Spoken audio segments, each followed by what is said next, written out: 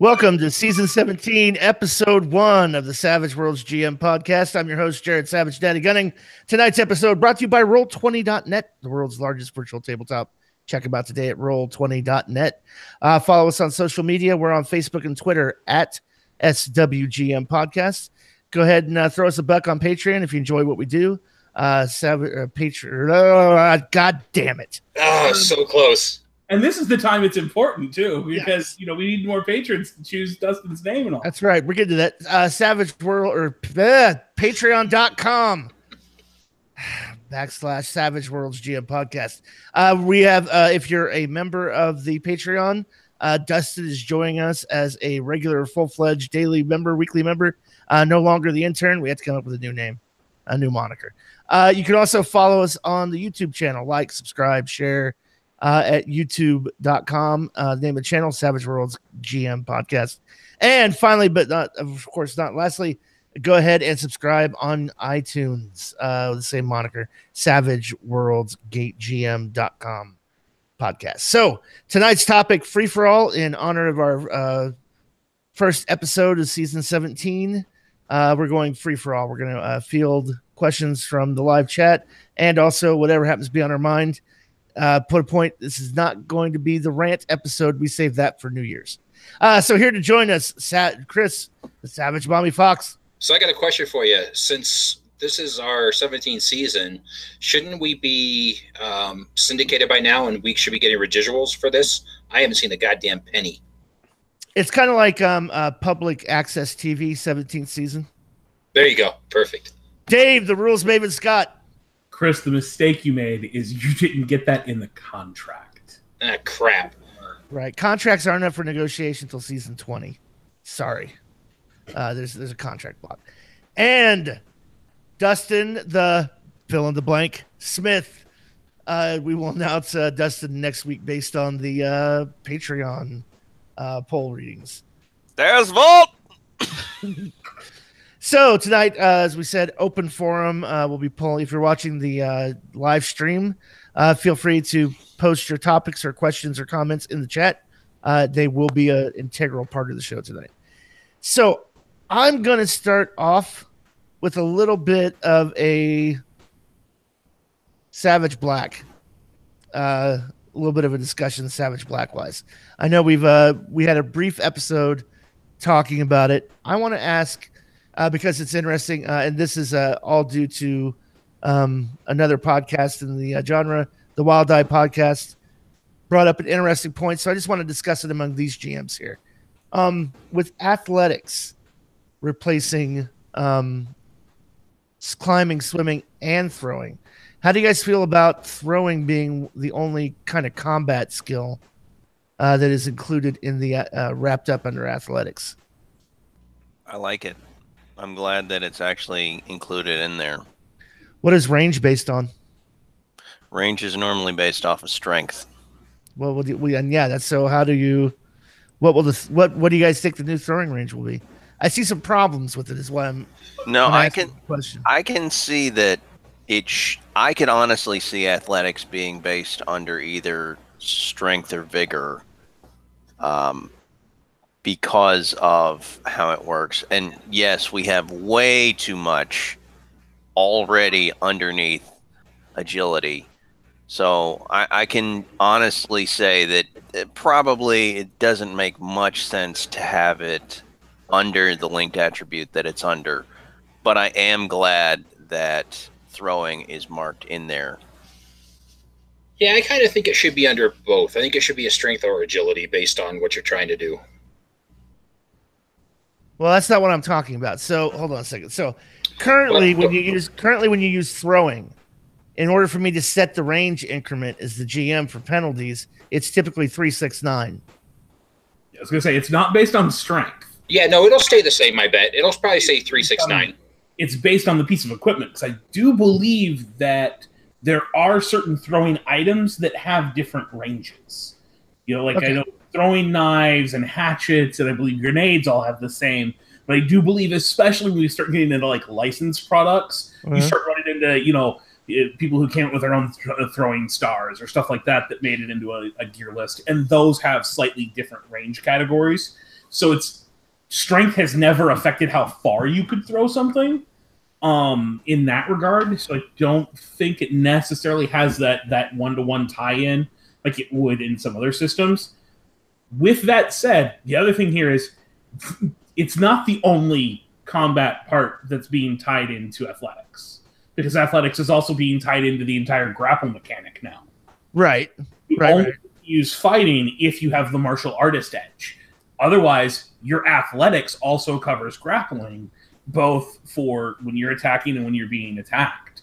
So I think that's an interesting conversation piece too, because you could suddenly find yourself making, a defensive action on a character with athletics because someone grabbed hold of you when you built the character to be fighting McFighterson and just didn't think to pick up athletics if you weren't paying attention to that part of the rule.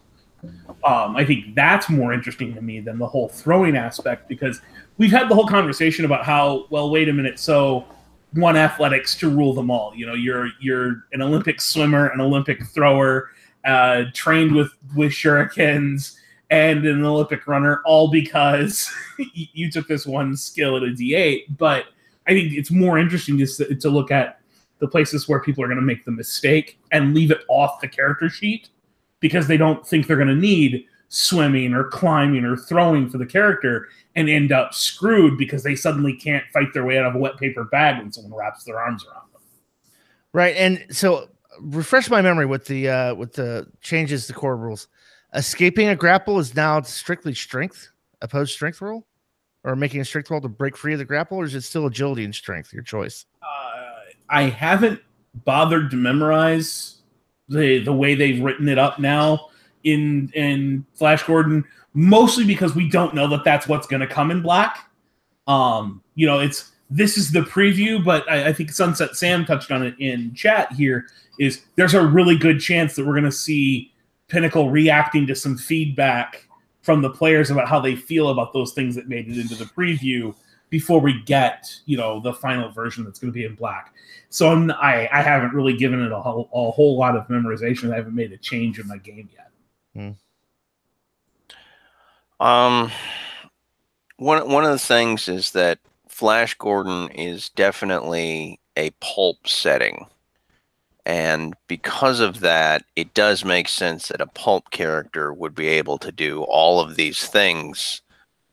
I wouldn't be surprised if in Savage Worlds Black that they did allow for it to be shifted between athletics and something else, or if they even broke it up into a classical setting. I'm not sure they would or wouldn't. But yeah, I'm looking through the PDF of it right now, and as best I can tell, athletics is how you do grappling. Okay, so it depends on the state that you're put in. So if you're bound or entangled, then it's opposed strength. Right. See, and I found it a lot more interesting where Eli Kurtz was having the discussion on the G Plus community after the podcast came out, because I haven't actually listened to their take on it yet. Mm-hmm. But Eli Kurtz started a separate conversation about the idea that perform shouldn't be a skill; it should be an edge. And he was arguing very heavily to tie it in with like charisma and persuasion and things like that, and tie it to other skills, but have a performance edge that you get a bonus to performance. And I think, Eric brought up a great point to that's one more edge that might build a charisma character so that you end up with these persuasion scores, charisma scores, so that persuasion never fails for that character because they get nearly +8 by the time they're done stacking all the different bonuses you can get. And I think that's something to absolutely take into consideration. One of the things that I like about the fact that perform is a skill now is that you can use it in an arcane background. I mean, for Deadlands Noir, when they introduced perform, I had a voodoo practitioner. He was an NPC, and that was how he actually performed his magic, is he had to pay the spirits with a song.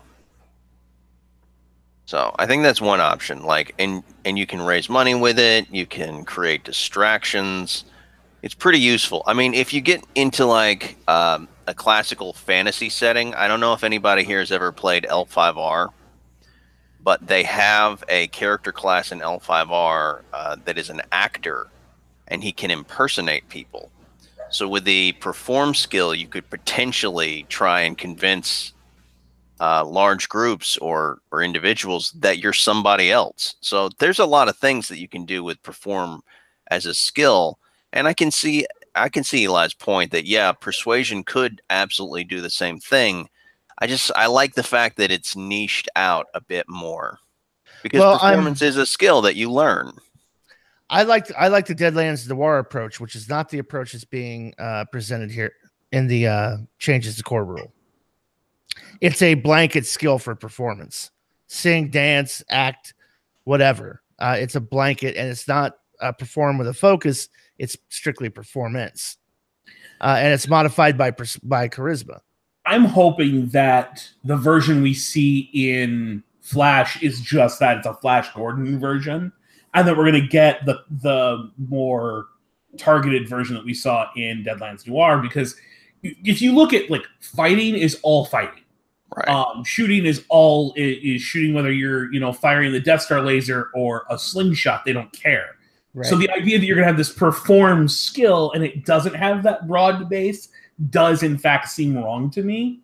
And I think that might be where some of the cognitive dissonance that's happening about this skill change is coming from, especially when you look at like the change they made to thievery, where thievery is so wide open now as to all the different stuff it's capable of. And then we get perform dance, perform jazz trombone or whatever,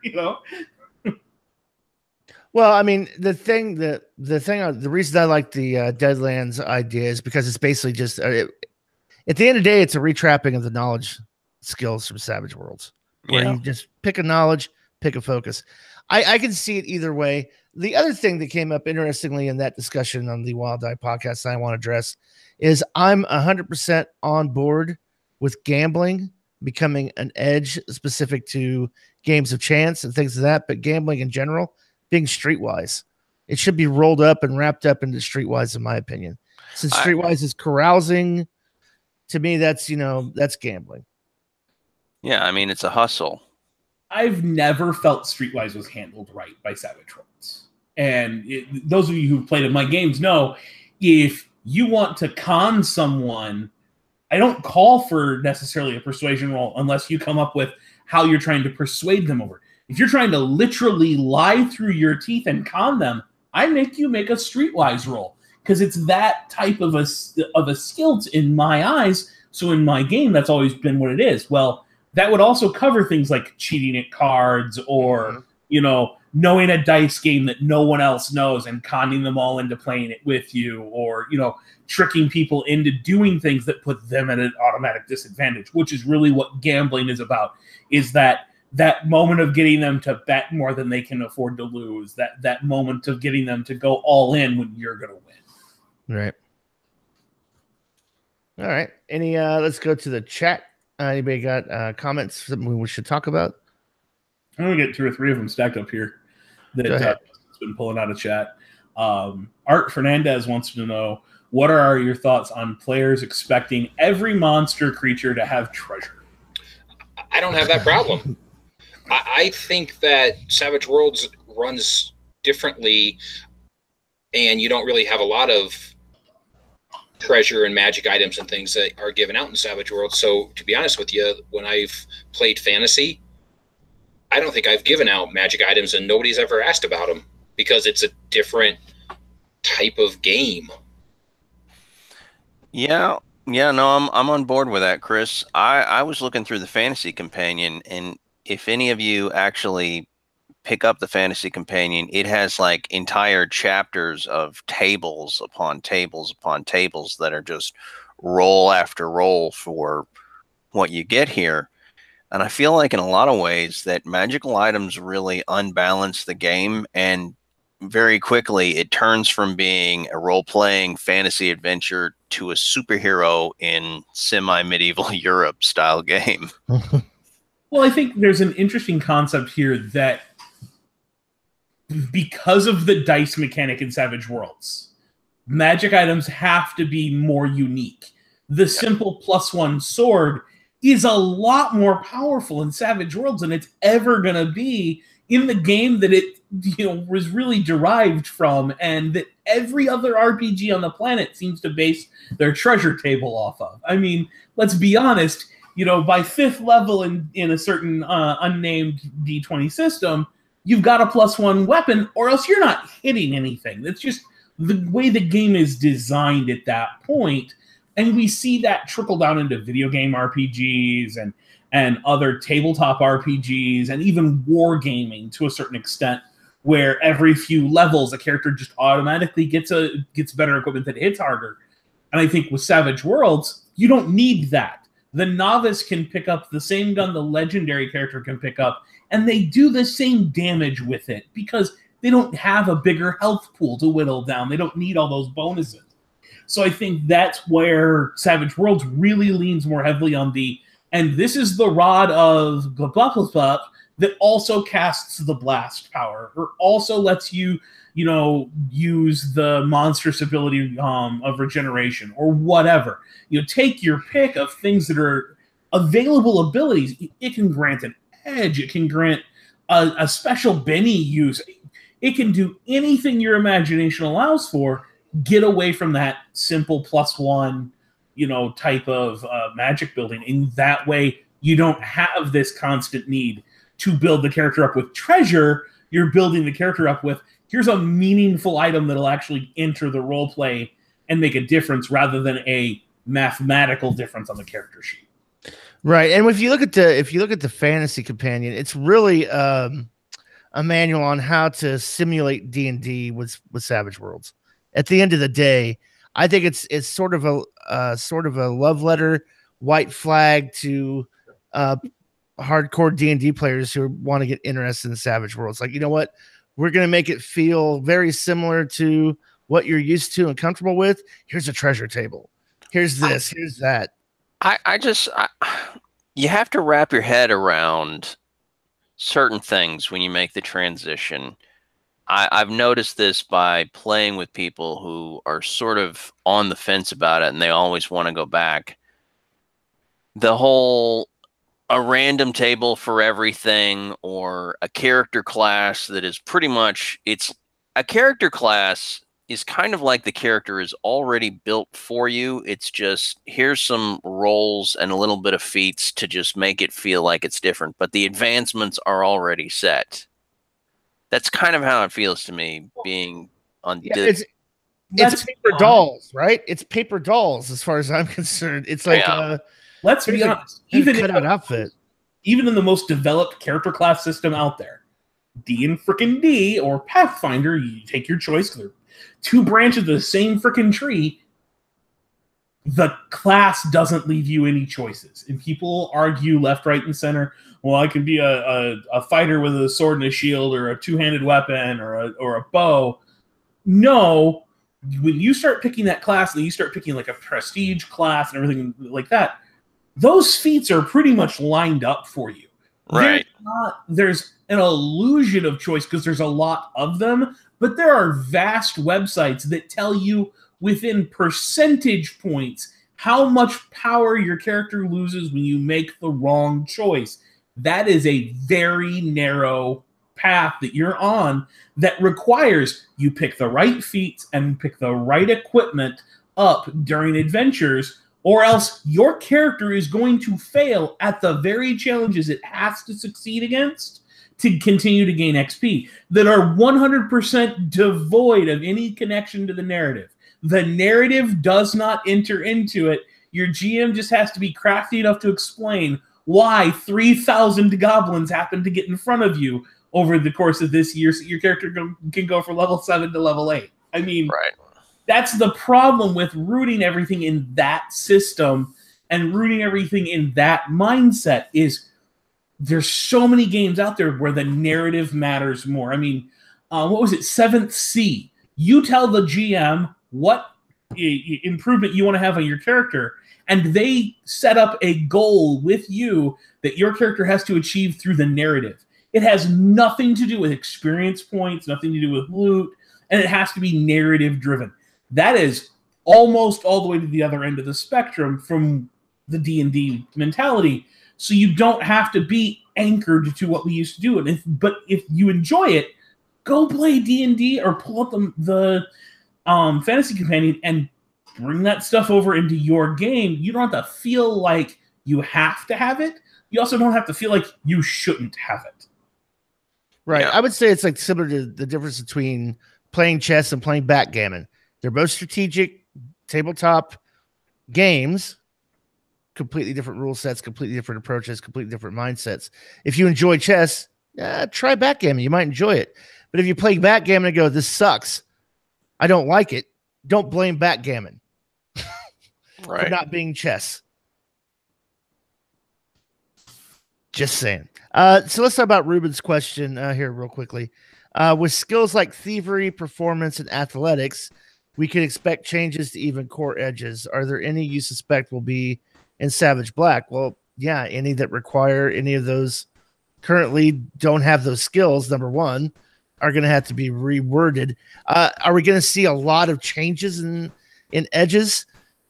I don't think so, not necessarily. I think we're going to see some new approaches to edges, similar to the whole what's in there now with, hey, if you have martial artists, you can use fighting instead of this for that. I see that kind of more design approach. I kind of anticipate that more as a coming kind of overall overhaul and design approach. Well, you have to understand something like athletics is definitely going to change your combat edges. At least I think it's going to change your combat edges because it's going to add a new dynamic. Something like Florentine. Yeah. Think about Florentine, the skill or the edge. What does it do? Well, it negates gang up bonus of one additional target. It gives you a slight bonus to the offhand weapon, and it has some pretty staggering requirements to get that. Yeah, and to be fair, that's kind of a big deal when you start negating bonuses the enemy gets. It's kind of a big deal to do that, so I understand why it's got the requirements it has. But yeah, it's Florentine probably needs a touch up, but. And so I think something like Florentine is going to get that touch up. And I don't know, guys, do you remember how Elan was different in the older versions? Because the older versions, what would happen with Elan is if you got a raise, you got your Benny back. Now with Elan, if you spend a Benny, you get a +2 to whatever the roll is. Right. I think that there's some interesting room for them to maneuver. I don't think we will see the changes to edges I would like to see. I think instead we're going to see a lot of tightening up of the language. They're gonna go over every question that ever hit the forums in front of Clint, where he had to go in and re-explain what an edge does, and they're gonna re-tighten the language up in all of those cases to make those edges a little more clear. And then I think we're also going to see a pass, like Justin said, taking all these new mechanics and making sure there's either edges that reference the old mechanic are tweaked, or there's new edges that are available that touch on some of these new mechanics. You might see, instead of just martial arts saying you can use fighting instead of athletics, you might see a new athletics-centered edge that the character can take to specialize more in athletics. Either a professional skill or something along those lines that touches on that the same way we've got like the wizard that touches on arcane background use, and we've got thief and other edges that are targeted to a specific archetype. We might see some edges like that crop up that touch on these new skills. Well, I think more than anything, I'm very kind of focused on edges linked to skills and what's going to change in Black.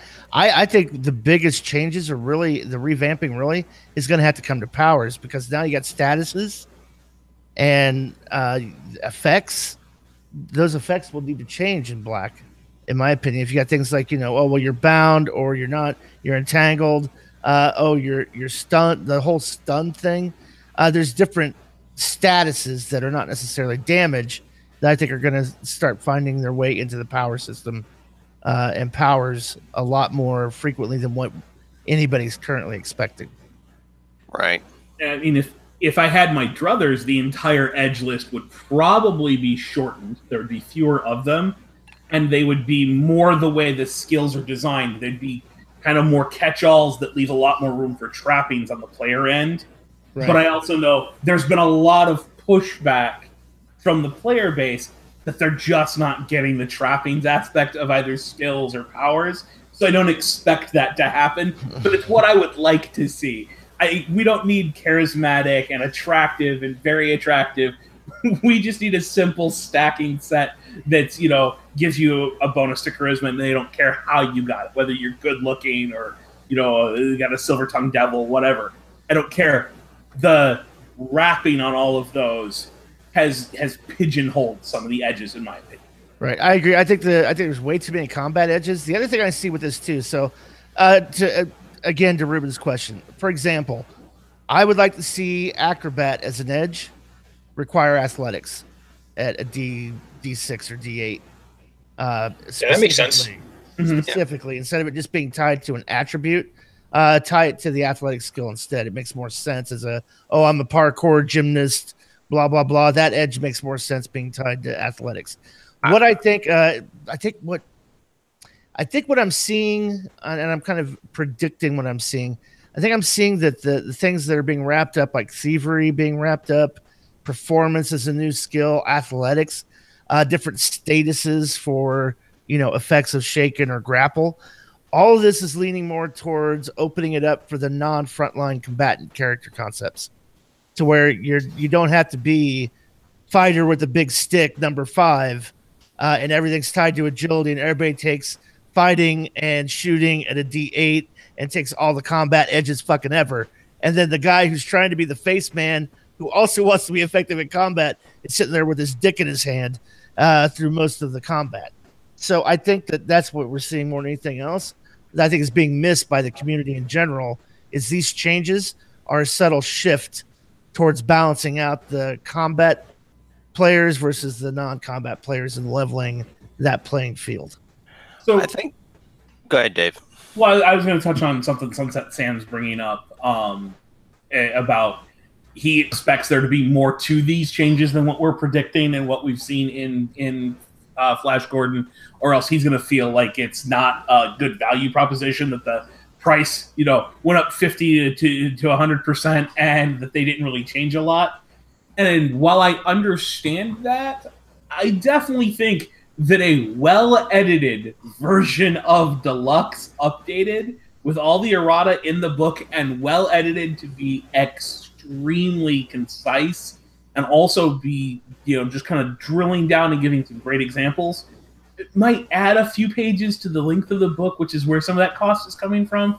And I think that would honestly be worth the cost, because look at the number of questions we field on this podcast, that Chris fields on his podcast, that the guys over at the Wild Eye field, that, you look at all these different podcasts and forum groups and, Facebook and Google Plus and the actual Pinnacle website and the day-to-day job that Clint does answering questions.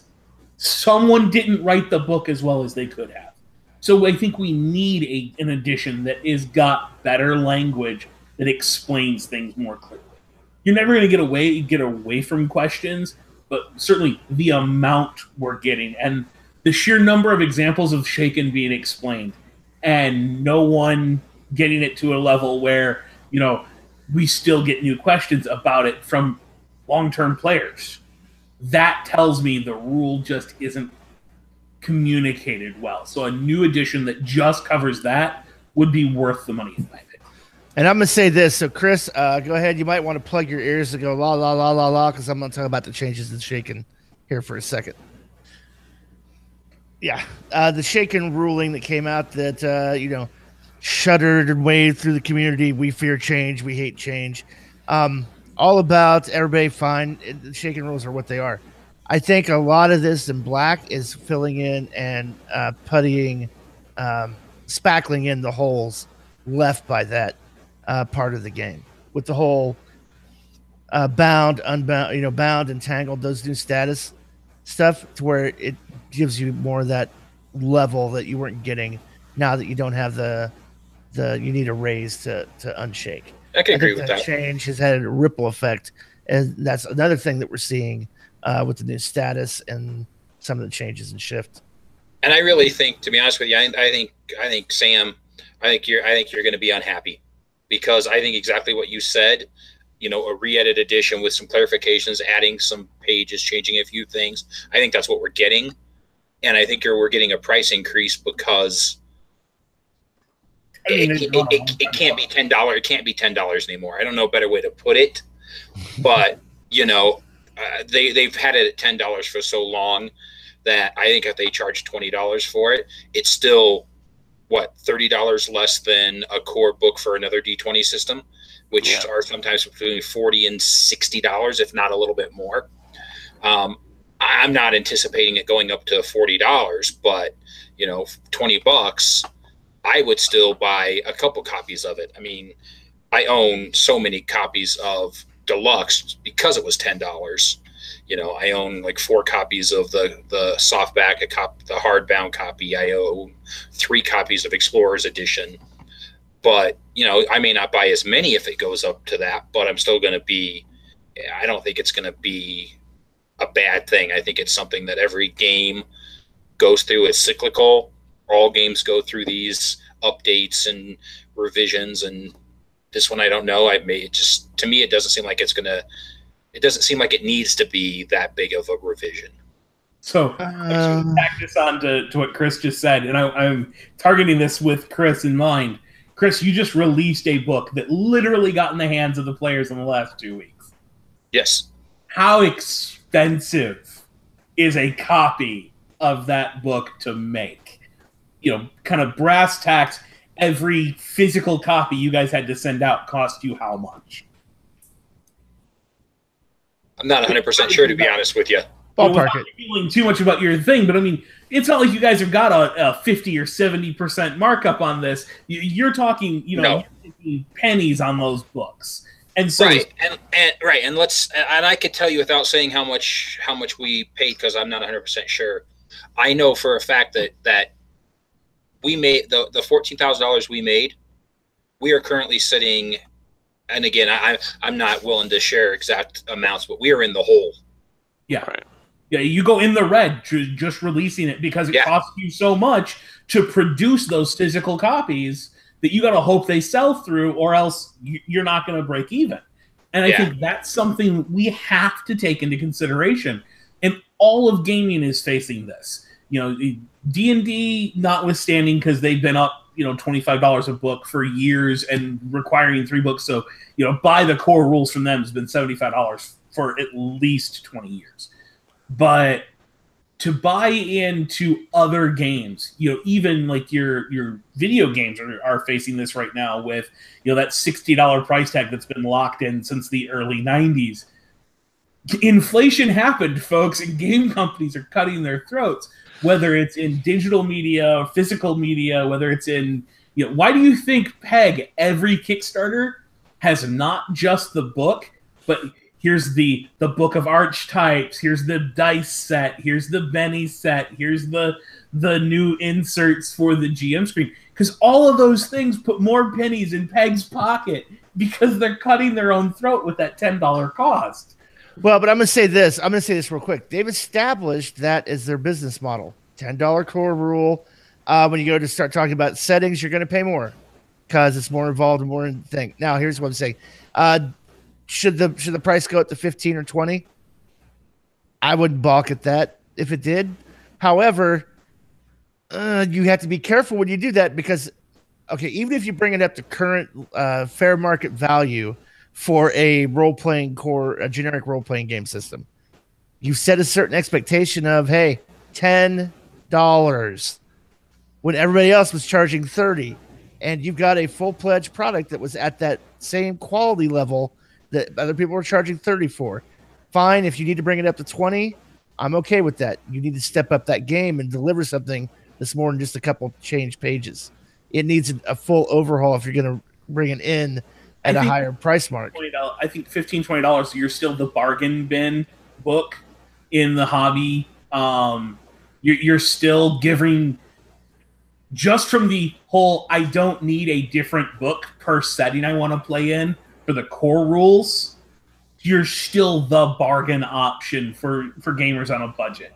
So I don't think increasing that price, but I think Sam is more talking about he wants to see more changes come with a new edition rather than just an edit. And I'm not going to say he's wrong, but I am going to say that's dangerous. Again, I'll point to the elephant in the room. D&D 4th edition, folks. It's a very dangerous thing to make massive changes to the mechanics. And, you know, one of the things he brings up is bringing in more of the stuff out of the companions into core. That's not going to happen, because then why would they can't sell the companions if it's all in the core book. Right, well, exactly. I think this is one of the precepts, too. You keep seeing this a lot in the community and the discussion. Why isn't something specific to computer hacking in the core rules? Because it's a generic. The design philosophy is it's a generic rule system. It has to be generic and open-ended. If you want to get into, I want samurai, I want bamboo mecha and samurai. That's what setting books are for. See, I agree with you in bringing that in. List, and the equipment list is 90% fantasy. They knew their audience when they wrote the book. Their audience were people who were playing fantasy games, and they were giving you just enough equipment for sci-fi and for pulp and for the other time periods that you could kind of roll with it. And if you really think about it, most of our pulp era equipment lists that crop up in games came out in products like Deadlands Noir, were expansions off of the Deadlands equipment list. You know, those were expansions that came out of settings, not the other way around. So, yes. So, Dave, you want to field Eric Taylor's question? I find that interesting. Yeah, I think Eric definitely deserves that. It's Eric's first time watching us live, so this is his first chance to interact with chat. And Eric asks, I run for primarily new players, a self-appointed missionary of the hobby. Good job. How do you handle players who take hindrances too far? Example, the mean hindrance when it's disrupting party synergy. I'll chime in on this one. First of all, you kind of have to have the, oh God, I don't want to say it, but if you're playing the bingo card adult discussion, time for an adult discussion. That's your session 0 thing as a GM. You have to. I think also too, if you're bringing in new players to the hobby, the one thing you really have to bring across when you're sitting down to create characters the first time is, hey, don't take the names of skills and hindrances and edges too literally. This is a generic game, so they had to give it a name. Mean does not mean asshole. Mean can mean Ebenezer Scrooge, you're curmudgeon-y, you're cantankerous. Dr. House. Yeah. Yeah, just not likable, but not necessarily an asshole to the rest of your own party. You could still be mean and still, though, have a core group of friends around you that you don't treat that way. Oh, right. I can't think of his name. The sports guy from the Turtles, from Teenage Mutant Ninja Turtles. Oh, crap. Casey. Casey Jones. Casey Jones. Casey Jones is a great example of the mean hindrance. He is competitive and mean towards people outside the circle, and inside the circle, he's always got that competition going with how much better he did the hit or the flip or something with one of the turtles. That is mean played as a competitive spirit. It's a penalty to your charisma score for something that you are less than nice about. It doesn't necessarily mean you have to be truly mean to everyone. And just explaining that can kind of bridge that gap a little bit. But I think the other side of this is, to a certain extent, don't. For a brand new player, let them sink their teeth all the way into the mechanics and ignore where they make little mistakes of taking things a little too literally. Let the game just be fun for them. And if it gets to that point where it's starting to disrupt the party, then run a session about how the party recongeals that, or how the party, handles that. Let the players handle that through roleplay. It's not really your job to be hand-handed unless it's to the point where it's bubbling up to personal feelings between the players themselves rather than their characters. It can affect party cohesion in the game, so long as it's not affecting player cohesion at the table. I think. Go ahead, Dustin. I was going to say no, that's one for new players. I agree completely, Dave. I will say that it's one of those. It's an abstract, and sometimes you'll run into people that have not developed the ability to process an abstract. And I feel like you have to anchor that to someone into their actual life and real world. You have to look at them and say, look, you have the mean hindrance. Your character is mean to people that they don't know. Are you mean to people that you do? Are you mean to your circle of friends in your life? Whether you're nice or mean or whatever to people outside. Like, watch the gears turn. Like, base your characters on something that you have a vague understanding of. And don't make them a one-trick pony. And I think that's the deal. It's like the people are going around and they think that their character has only one layer, And then you get these these spotlight players that they expect to be the only ones doing something, and don't realize that your character's role play, your narrative moments. It's Laurel and Hardy. It's the Three Stooges. I mean, don't sit there and just try and be the only one. Grab somebody, pull them in. Like, hey, guess what? You might be an awesome fighter. Grab that wizard or that knowledge-based character and ask them a question. Right. Well, I think too, a lot of this comes down to, and I'm going to channel Jib here for a moment, since he's not present. I would say and he said it before too, is the premise when you sit down at the table is going, okay, here's the type of game we're going to be playing. Here's what's happening in the world. Create characters who would get involved with that as your concept. So if you're sitting around talking about, hey, we're going to play Deadlands Noir, we're all going to be members of a detective agency, and somebody goes, I've got the mean hindrance and the assassin edge. No. Or wait, how does that fit in? How does this guy work and fit with this detective group? Are they going to put up with this asshole that shows up and then kills innocent people, or just kills people? I think the other thing I would say in this regard is, if you know you're going to be playing with new players, have an idea in your mind of what you expect them to role play an edge like, so that when you see it on that character sheet, you can have a discussion with them about that edge, that hindrance, that skill, and tell them, hey, you got mean on here.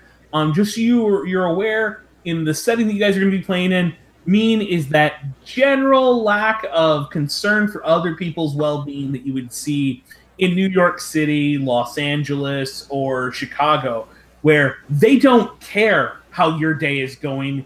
You're standing in their way and they just need past you on the sidewalk before they're late for work. And they're just going to brush past you. They're not going to stop and have a 5-minute conversation with you about the cordiality of, the day you're having, like you would have in the Midwest. And that therein, the person you bump into on the sidewalk in the Midwest who's going to have that conversation with you and says has the charismatic edge. And as soon as you set that right there as an example for your character, for your players, they immediately know what those two opposite ends of that behavior spectrum look like. And they don't need the ability to go full asshole just because they took mean and had a -1 to their charisma. They know that they have that ability to go part way or just be a little more brusque with people, and that's okay. And as soon as you deliver that one example, that'll start to tighten that up. And then when they hit you with fighting, you can go, well, fighting lets you be, a martial artist or a swordsman or whatever you want. You can lay out little examples for each one of those things so that the player doesn't have a false expectation when they put that on the character sheet. They put mean on that character sheet thinking something. That's a conversation you need to be having during session 0 with a new player. make sure that what they're thinking is achieved by the thing they picked out of the book. And unfortunately, I say a lot of people who see that mean look at that as, oh, this is my opportunity to be an asshole or a jerk. Well, it's I understand why you can have that perception. Completely understand it, but at the same time, what is the old saying? Never attribute to malice what can be explained by ignorance. I think it's a situation where the player goes, okay, I'm mean. All right, I'm going to play a mean character. Oh, I'm maybe new to role play. Oh, I'm going to go punch that guy because I'm mean. And maybe there should be like another hindrance called psychotic, which is a major hindrance. No, it's called bloodthirsty. Yeah, yeah. I'll put it this way. So, like, if I were to sit down with new players today, and somebody would go, "Hey, I'm thinking about taking the mean hindrance. What is that?" I go, "You ever seen Ebenezer Scrooge? Bah! He's always got a smart, bad thing to say to people who come up to him and challenge him. Hey, give to the poor. What? There's not enough food stamps out. If this character were to pass a homeless person, let's compare someone with heroic versus someone with mean. If a person with the mean hindrance, a homeless person comes up to them and asks for some change because they're starving, the mean character is probably going to go, beat feet, piss off, get a job. Get a job, go to the homeless shelter. I pay my taxes. Go siphon off of the public works. Right, but the heroic character is going to go, oh God, here's $5. Go get a burger. Here's my lunch. I mean, if we're coming down to it, I mean, you could explain that the mean character is just indifferent. Like, they just don't care. Like, it doesn't matter that this is happening. You can drill down all you want and get to a point where you're trying to get every component part in every possible situation. Just let the character know, hey, this guy's not likable. Maybe mean should be called not likable. Try that. And I'll say this too. I don't have a problem with the mean character who walks up and kicks a dog in role play just because he's mean. Where it causes problems is when that carries over and becomes role play, inter-party role play, and it goes too far. And I'm going to say this right now too. Whenever you get a person who's playing the mean hindrance and they start to go, hey, blah, blah, blah, and role play against somebody else in the party, instead of them going, that's just the character, everybody reacts to that negatively and pushes back, and then it escalates. So let's not blame it on the guy playing the mean character being an asshat and a dick. Everybody is culpable in that situation because they fed it. Yeah, there is a certain aspect of make sure that when that starts to deteriorate, it's not that they crossed a line with the way they role played mean versus people are being a little bit more sensitive to it. And also, this can change on a nightly basis too. I mean, we're really beating the horse on mean here, but you can have a role play moment that any other day of the week wouldn't have been a problem. That somebody had a bad day at work, comes in, sits down, and whatever happens in role play just hits their ear wrong that day, and they overreact to it. And that can be something that, as a GM for new players, you've got to be on point to find out, is this, deficiency of fun because of that? Is it because of a lack of understanding of the rules? Or is it just the way the game's going isn't fun for them? Because, it could also be you've hit them with the fourth challenge in the same session, and they feel like it's too much. And, that player's no longer having fun because they feel like, oh, so we're finally going to have a chance to catch our breath and roll. And now the baby carriage is on fire and rolling down the stairs. What the fuck? Yeah, you've got to let it breathe. Let it breathe. Don't step on the role play. I want to talk about Mel Primus's question. I know he was talking about if we need a new topic for a show, but I'd like to touch on his question here real quick. Any tips or tricks to help both GMs and players make the most out of the social conflict rules? I'm going to throw my 2 cents in the ring on this one. When you have an economy based on barter, that's social conflict. That's a social conflict rule. Hey, how much is that? 4 gold. Or if you're going to haggle, like haggling, I'll give you 2. Make a persuasion roll or a knowledge roll. No, this isn't worth more than 1.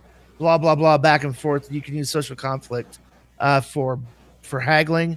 Deadlands Noir does a great job of adapting it and specializing it to interrogation sessions. There's a number of things you can do with social conflicts. They don't always have to be grandiose speech or courtroom drama type situations. But if they are, role play those out. Don't just let it. I mean, there's die rolls involved, yes, but role play it out as well. Don't let it be just about the die rolls. Role play it out and give some bonuses. For good role play. I mean, if I'm not mistaken, isn't that even part of the rules? Yeah. That if somebody gives a pretty good speech or they can give a good reason why X should happen, that they can get a bonus to their die roll. Or negatives if you have some major bad behavior. I mean, right. If somebody rushes in and tries to kidnap the king, there's going to be some major negative consequences when you're trying to do that social conflict with the guards. I mean, I'm just going to throw this out there. I think that this is one of those spots where maybe I overuse the concept of that rule because I use it way outside of social conflicts. I'll use the social conflict mechanic behind the scenes, and my players don't even know I'm using it over the course of several dice rolls that have been made as they're trying to achieve something. And I end up looking, well, did they get more than the opposed? It's like I said, and I believe one of the last couple shows we did where I talked about, you want to add more tension to a scene? Make it an opposed roll. You want to really ratchet that shit up? Make it an opposed social conflict where it's multiple rolls across something that's opposed and you're counting who got more tokens than the other side. I've seen Jared do a opposed dramatic task. And the problem I've always had with the opposed dramatic task is ostensibly it doesn't work. Because if the other side rolls 5 successes and you rolled 5 successes, who wins? Because it's a dramatic task. It's 5 successes and 5 cards. You can't have both sides win a dramatic task for that opposed dramatic task to work. But that's a great moment. Instead, lift that out and have it be a social conflict where you're just level pegging to see who gets more successes over the course of that mechanic. The other thing you can do for the opposed dramatic task is it's a dramatic task. You need 5 successes and 5 rolls, but every single one of those rolls is an opposed roll. That's the way I prefer to do it. There's a lot of different ways that you can handle existing mechanics and throw out all... Again, I would love to see a version of the rules that throws out so much of the trapping shit. Like, don't call that the social conflict rule. Call it the opposed task rule. And it's a series of opposed dice rolls to see which side achieves something at a larger scale. It doesn't matter if it's tied to charisma and persuasion-based skills, or if it's tied to fighting, or if it's tied to who's the better star pilot. Those mechanics are useful outside of the way they're described in the book, and I think that therein is the crux of why they don't see as much use, is the GMs are still taking the wording in the book too seriously and not giving themselves that ability to say, this mechanic works regardless of the situation. I'm going to throw out a challenge to some of our GMs. Familiarize yourself with the mass combat rules. And instead of making it a combat, make it a chase. Well, I like to point out what Tim Smythe put in here. I like how you guys have given the examples of Luke versus Vader as a social conflict instead of a combat. That changed the game for me. Yeah, absolutely. You don't. It doesn't. Not everything has to come down to a combat. You can actually absolutely come to the dark side. No, come to the dark side. No. You could run an entire combat as a social conflict. Because you want a more epic duel and you're not concerned about who got wounded. You know, Luke ends up failing the social conflict combat with Vader, takes 1 wound and loses his hand. Bam, scene is over. Instead of, Luke being one-on-one with your big bad who has all the edges and immunity and everything in the book that you can throw onto a big bad to make him a true force of nature villain. There's no way Luke is winning a one-on-one actual combat with him, but a social conflict at that stage, he absolutely could have won, but it is even more interesting that he fails and doesn't just die. Right. We have that ability for that character to continue on. We don't need a heroes never die rule. We have a social conflict rule that lets us take that scene and play it completely different. Right. And that's a great these way are to very make a big. duel. These are very big pro tips, by the way. I want to put that on there. Hashtag GM pro tip. Yeah, this is not necessarily like going back to Eric's question about first-time players. Right. Don't do this shit with your first-time player. You'll completely blow them away. You'll lose them. Like, what the fuck? This game has no rules. What the fuck is this shit? Go ahead, Dustin. I didn't mean to interrupt. Go ahead. No, I was just going to say, the way you described it, using the social conflict, like you could probably, I would say, use fighting, and that's a great way to do duels. Yeah. I mean, like Deadlands Reloaded, they have you playing poker, and it slows things down, but a quick social conflict with your shooting, or maybe someone has challenged someone else to an actual duel in a fantasy game, and they're brandishing swords and rapiers. Or agility tricks. This round, instead of fighting, I'm going to make an agility trick. This round, I'm going to go full defense. The thing of it is most actual duels, you are not allowed to kill the person. You would only draw first blood or wound. And that's where a lot of like this whole, wild and out in sort of our modern pop mindset is wrong. But yeah, you can do that. You can actually take a little bit more narrative control if you use the social conflict for that aspect.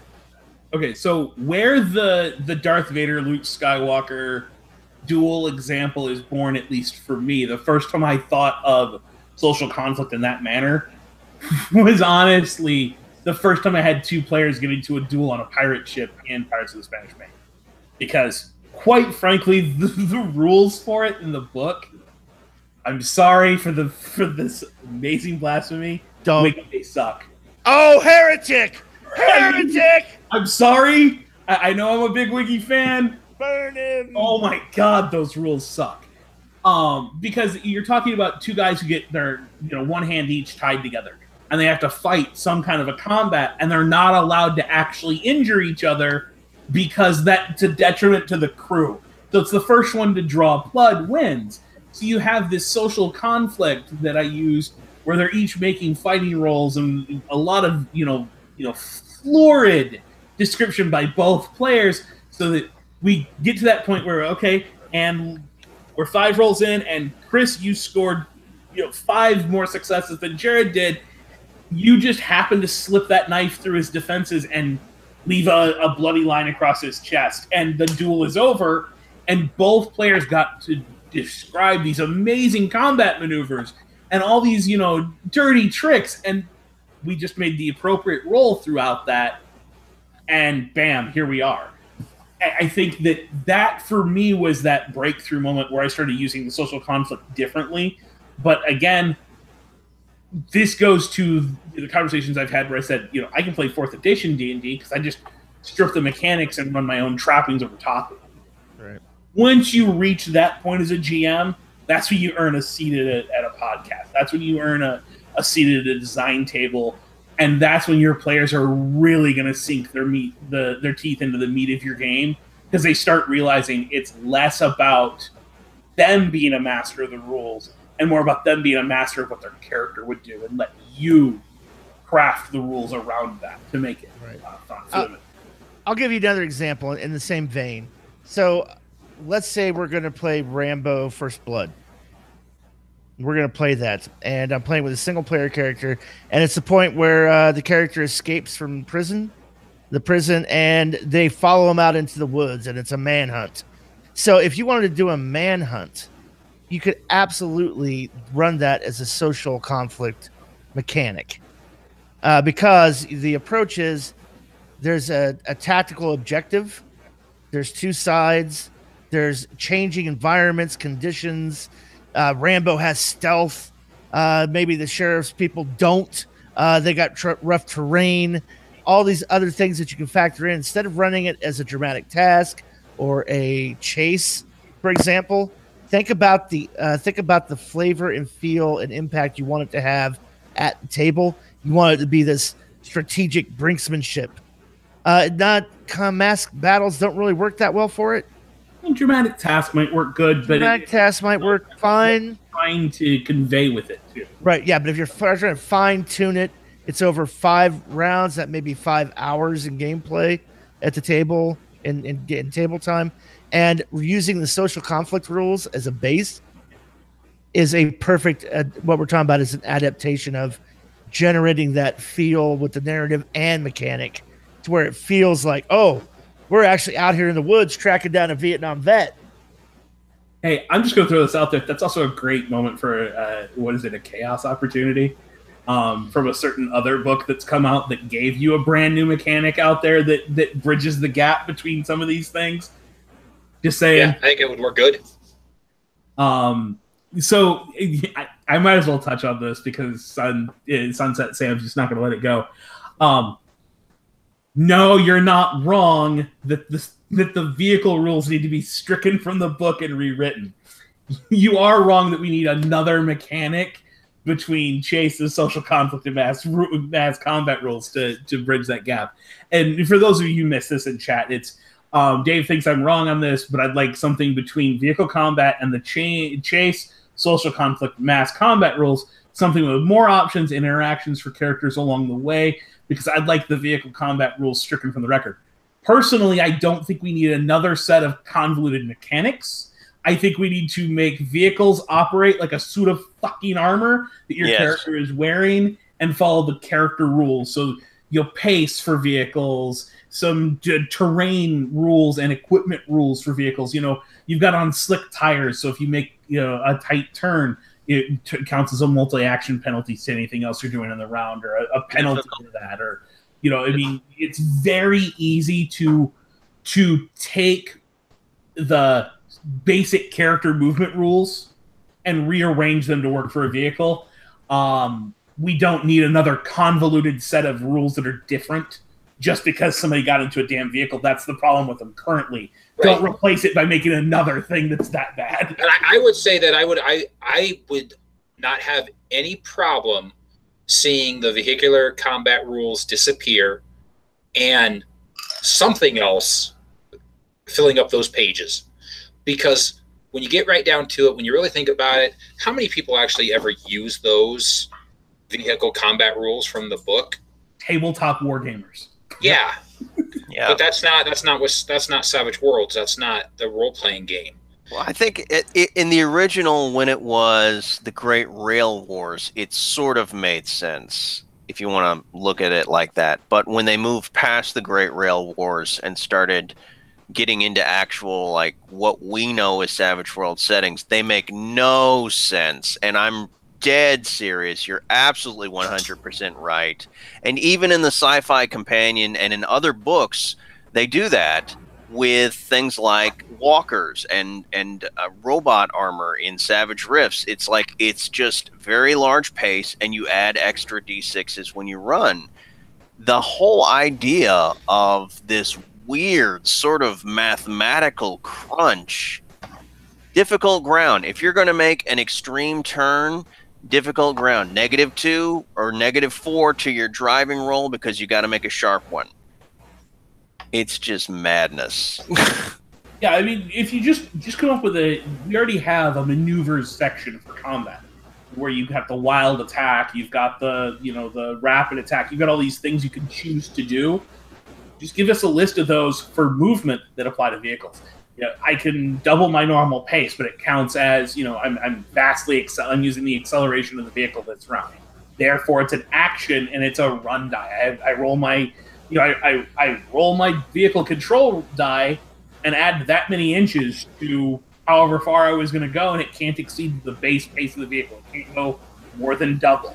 And bam, you now have a way that's an action. Therefore, anything else you're doing while going at high speed is going to suffer a -2 because of it. It's already built into the Savage Worlds rules. Mm-hmm. Well, and the vehicles too are built into like the character wound and damage system. So yeah, it's convoluted at best. So I understand why people have problems with it. When we tried to do, we were trying to use the vehicle combat rules when we did the cyber or Mad Max. The Mad Max setting, and it was just like, wait, what? Hold on, I can't work. I can't fold that into the narrative. Hold on, it's like what? Wait a minute, I might break timeout. And if you watch that actual play, you'll see it break. You will just see it break the GM and players. Like what? Well, wait a minute. Can I do this? Hold on. I don't. Let me. So just the fact that there's an abstract chase rule is a big announcement and telegraph that the vehicular combat rules, not so great. Well, and I would even point to the ship combat rules in Buccaneer Through Hell and High Water as a great example of how you can put another system in place instead of the vehicular combat. And even Peg told you guys that you had designed something interesting that wasn't the same thing they had done in either Pirates of the Spanish Main or 50 Fathoms.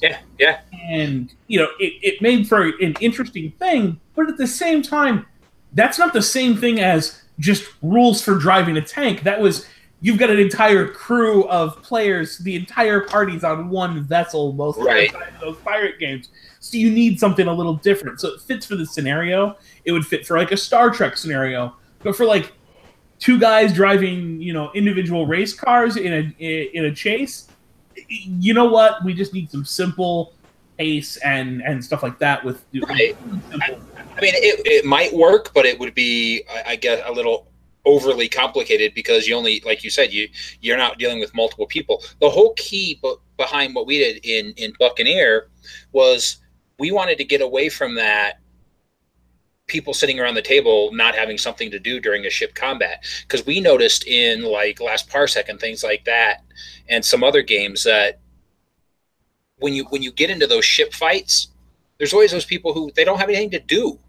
So we made it so everybody is involved the entire time, and it can go as fast or as drawn out as you need it to go, but everybody's got something to do, whether it's their particular character or they're doing something as the ship and the ship's crew to help the captain or help whoever's doing their action. And then they're also getting to do something with just their character, getting to do a little supplemental thing with their character. So, I think what we came up with is different, but I think that it could be used for a number of different things. And hopefully people like it and use it, and of course tweak it, make it work for you. If there's things that don't work exactly how you would think, then, like any game, you tweak it and you make it work for your game. People have been saying good things about it, by the way, Chris. People have been complimenting Hell and High Water. That's good. I'm happy. I've seen a couple of those. It makes me pretty happy to see that people are liking what we did. I want to touch on Tim's Star Trek love for a second. When it comes to bridge crew alternatives and the whole Starfleet battle and all that crap. The thing to remember is no Star Trek battle is ever about combat. It is about tension, and it is about tactics and really trying to achieve an end goal. So I'm going to say this: run any kind of Star Trek. If you want to do you want to capture the feel of the whole Star Trek, Klingon birds of prey out there, everybody doing this. Run it as a social conflict, just a regular social conflict, and give everybody system operations, and it's either comms, navigation, engineering, sensors, whatever, and have them all make a cooperative role that adds to the captain's final role in the social conflict. Yep. Done. Easy peasy. Just done. Tell you right now, I'm putting this on the to-do list for Atomic Ninja. We're releasing vehicle combat rules. Anyway, I've already been working on it, guys. I've already been working on it. I mean, not to beat a dead horse, But again, I think a big part of what we're saying when it comes to kind of the advanced GM technique that deals with mass battles, it deals with social conflict, it deals with traumatic tasks, it deals with all these things, is take a step back, strip off all the superfluous BS and look at the mechanic. Does the mechanic capture what you're trying to convey in the game at the time? So Jared's example earlier of Rambo by himself escaping the camp and you've got a manhunt going on. That can be done with a mass battle where Rambo has a certain number of units of survival that you assign him as his token pool, and then it's the number of people who's chasing him or the skill of them that are chasing him, and then you're taking off tokens from either side, and he has that ability to take individual action, which can cause him wounds, but it's also going to take away more tokens from the other side. And those are those moments where Rambo sets up a trap and then actually ambushes somebody. Right. You can run that. You could then also run it as a straight dramatic task where you don't have an opposed dice roll against him. And what you're going to achieve there is something that's more narratively focused on the actions of the character rather than a competition between the character and somebody else. You can run it as a chase. A chase is written for that type of a thing where they're trying to capture him. You can run it as an abstract chase where you have to have a nice florid description of the environment of each card that comes out so that you're giving a different puzzle effectively to solve at each moment during that manhunt. Whether it's the moment where he's by a tree or the moment where he's going under a bridge or you pick those moments and then you describe that and craft that scene as a GM. So we've got 3 different versions here that I've laid out. One is very, heady, kind of his knowledge skills versus their knowledge skills in this mass battle. You've got another that is far more individually focused on that one character's actions and what they're able to achieve. And the third one is more about this competition, this head-to-head kind of competition to see who can get there first. And then you can even run, the social conflict where it's a true combative skill competition to see who's the better character. Each one captures a different feel for how it affects the narrative that you're telling at the table. Each one delivers a different feeling to your players. Each one is great for that scene. Pick the one that's great for the moment you're trying to deliver to your players. Right. And I'm gonna blow your mind by inserting this into what Dave just said. Absolutely agree with everything. In the middle, any one of those, interlude the character as a flashback to Vietnam. Boom! You have a flashback to Vietnam about you being captured.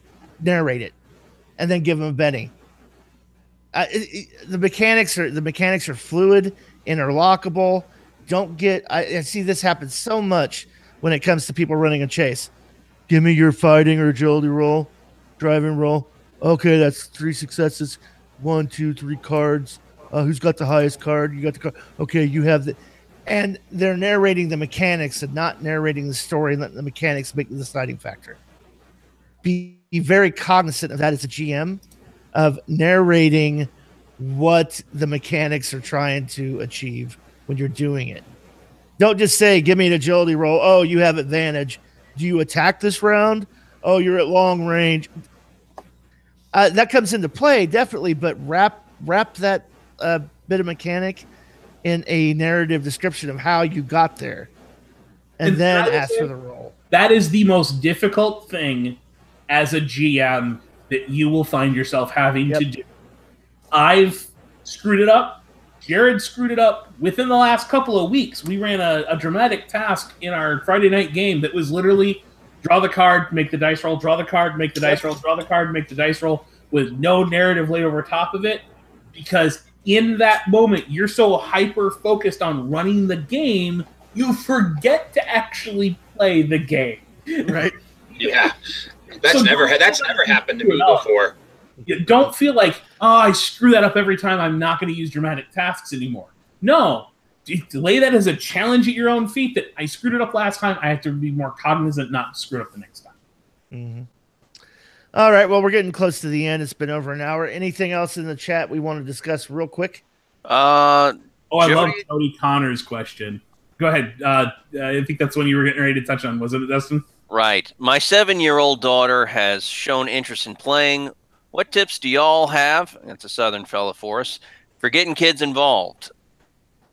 I am not a father, so Dave, Jared, I think you guys should probably field this one.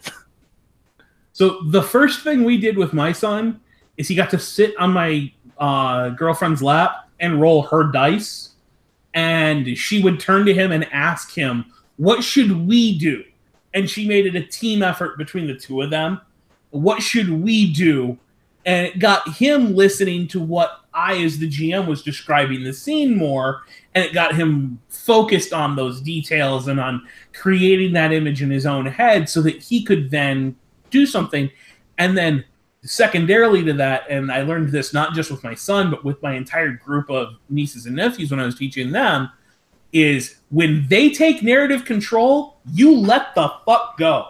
This is not like playing with adults where you have to judge how much control to give a player. This is the moment where someone with a unadulterated imagination has just tried to do something. Let that creativity run wild. It's their game, not yours. It doesn't have to make sense. It can be the Saturday morning version of Savage Worlds instead of the normal version of Savage Worlds. You let go and let the game go where the kids want to take it. I would say not so much for getting kids involved in it. And if you're trying to get kids involved in role play, pick up one of their favorite IPs and just run a game in it for Savage Worlds. I started doing that with My Little Pony: Friendship is Magic for my daughter. That's why I have the moniker Savage Daddy. I'll say this. Once you do get them into the gameplay, if you're going to base it on their IP, sit down and watch it with them. Know as much about it as they do. Get some exposure. And then I would say the biggest thing is not to don't GM splain. Don't sit there and tell them, well, see this die and that die rolling together, and don't explain the rules to them. Just go, what do you do? Absolutely, you do that. Pick up that dice and roll it. Oh my God, amazing. And I would say eliminate wounds completely. If you're playing with children, eliminate wounds completely, and they're just shaken. Is the worst possible result they could get. They're that hurt. You got a little goose egg on your head, and you're not sure what to do now. You can't make any. Oh, you got to make this roll to we're gonna shake it off. I would explain combat and damage in terms that they're comfortable and familiar with, and don't try to gamify the game to them. Don't try to teach them core rules and turn them into a mini GM. Just play the game. Absolutely, heroes never die, folks. Well, if they're never taking wounds, there's no heroes never die study to worry about, right? Oh no, you never take a wound. No, you're just shaking. Unless you're James Walls, and then do that, and then your kids at 9 years old will become awesome game masters. Right, and then don't call for as many rolls. Don't think everything has to be decided by the randomizer. If they go, well, what's happening? Oh, well, the evil goblin lord is attacking you. And they go, well, I'll try to make friends with him. Well, of course you do, because that's why he's angry. What do you say to him? Focus on the role play, not the rolling dice play version of the game when you're playing with kids. Oh, I bring him a flower and say, let's be friends. Oh, he drops his sword and says, oh, thank you so much. And now he's your friend. Now keep role playing. Yeah, nobody's ever brought me flowers. Right. I saw one earlier today. Somebody was playing with their kids, and their daughters were the players, and they were going out in the woods to slay a group of wolves that had been hunting the livestock of a farm or something like that. And instead, the girls went out with the baskets of meat and fed it to the wolves and turned them into their pets. So now the girls had their own pet wolf army. Rock on. I mean, talk about non-combat solutions. Kids will beat the hell out of you as a GM because they will teach you not everything needs to be a combat resolution way better than adult players will. You want to talk about some folks that don't have murder hoboism? Play with a group of 10-year-olds. Right. Well, that's the thing. It's like to a hammer, the whole world looks like a nail. And I think the point is they haven't reached that point where it looks where they've been taught to be hammers yet. I would agree. All right, so until next time, this is Jared Savage Daddy Gunning for Chris, Dave, and Dustin saying keep rolling, stay savage.